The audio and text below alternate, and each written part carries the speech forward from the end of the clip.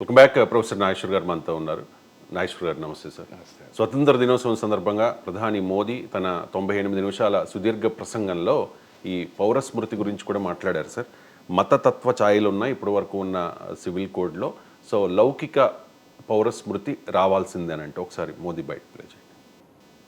देश का एक बहुत बड़ा वर्ग मानता है और उसमें सच्चाई भी है कि जिस सिविल कोड को हम लेकर के जी रहे हैं वो सिविल कोड सचमुच में तो एक प्रकार का कम्युनल सिविल कोड है, भेदभाव करने वाला सिविल कोड है। ऐसे सिविल कोड से जब संविधान के 75 वर्ष मना रहे हैं और संविधान की भावना भी जो हमें कहती है करने के लिए, देश की सुप्रीम कोर्ट भी हमें कहती है करने के लिए, और तब जो संविधान निर्माताओं का सपना था उस सपने को पूरा करना हम सबका दायित्व है।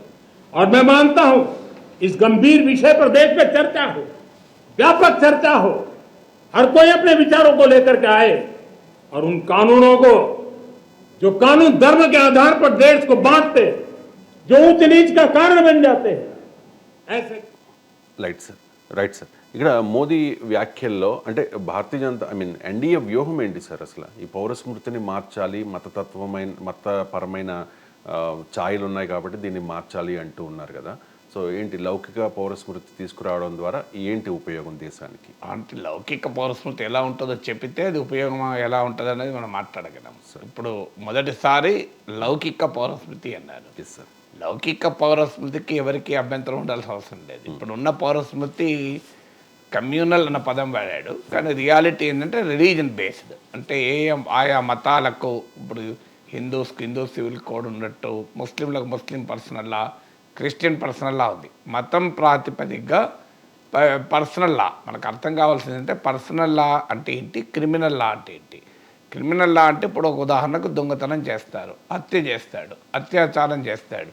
హిందువైనా, క్రైస్తవుడైనా, ముస్లిం అయినా, సిక్ అయినా, బుద్ధిస్ట్ అయినా, జైన్ అయినా, ఏ మతస్థుడైనా, నాస్తికుడైనా శిక్షలో మార్పు ఏమీ ఉండదు. చట్టం ఒకటే, శిక్ష ఒకటే, అన్నీ ఒకటే. పర్సనల్ చట్టాలు అన్నప్పుడు ఏమవుతుందంటే మ్యారేజ్, వివాహము, దత్తత, అడాప్షన్, డైవర్స్, విడాకులు, సక్సెషన్, వారసత్వము, వీటిని పర్సనల్ లాస్ అంటారు. సో ఈ పర్సనల్ లాస్ మన దేశంలో భిన్నగా ఉన్నాయి.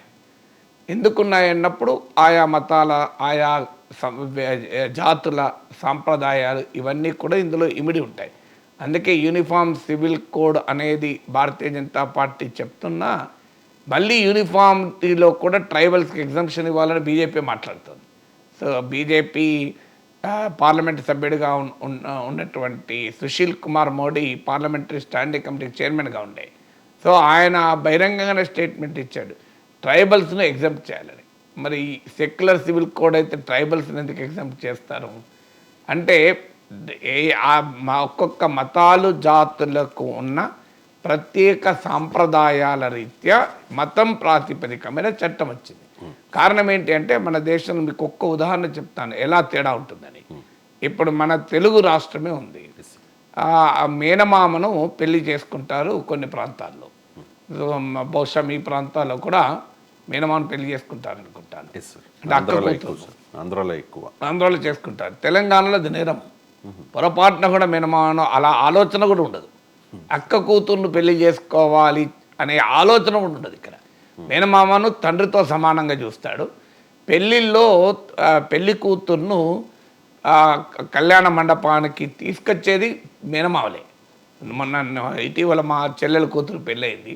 నేను, మా అన్నయ్య, సయాన, మా మేనకోడలను ఇటొకరు పట్టుకొని తీసుకొని వచ్చాం కళ్యాణ మండపానికి. అదొక ఆనందం అన్నట్టు, నా మేనకోడలు పెళ్ళవుతుంది అని.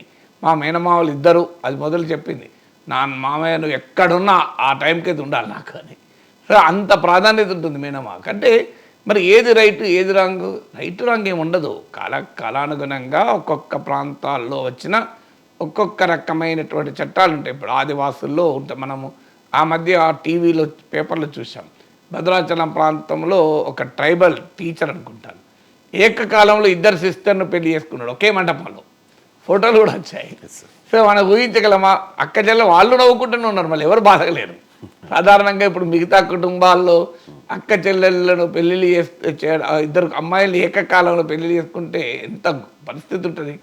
కానీ వాళ్ళిద్దరు నవ్వుకుంటున్నారు, అందరు నవ్వుకుంటున్నారు. అంటే అక్కడ అది పెద్ద వ్యతిరేకత లేదు, ఒకే హస్బెండ్ ఇద్దరు భార్యలు చేసుకోవడం అనేది. సో అందువల్ల ఈ చట్టాలు రకరకాలుగా పర్సనల్ లాస్ ఉన్నాయి. దీన్ని మార్చాలి అన్నది రాజ్యాంగం చెప్తున్న అంశమే. డైరెక్టర్ ప్రిన్సిపల్స్ ఆఫ్ స్టేట్ పాలసీలో క్లియర్గా ఉన్నది, యూనిఫామ్ సివిల్ కోడ్ రావాలి.